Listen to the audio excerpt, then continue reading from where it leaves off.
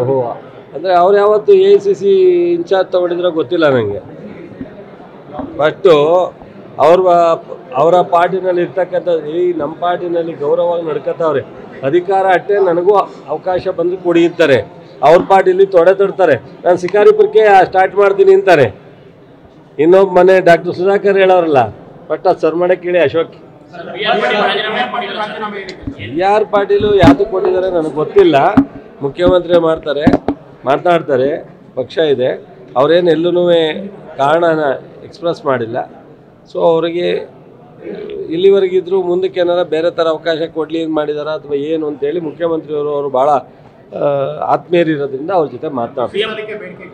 ಅದೇ ಅವ್ರ ಆತ್ಮೀಯರಿರೋದ್ರಿಂದ ಅವ್ರ ಜೊತೆ ಮಾತನಾಡ್ತಾರೆ.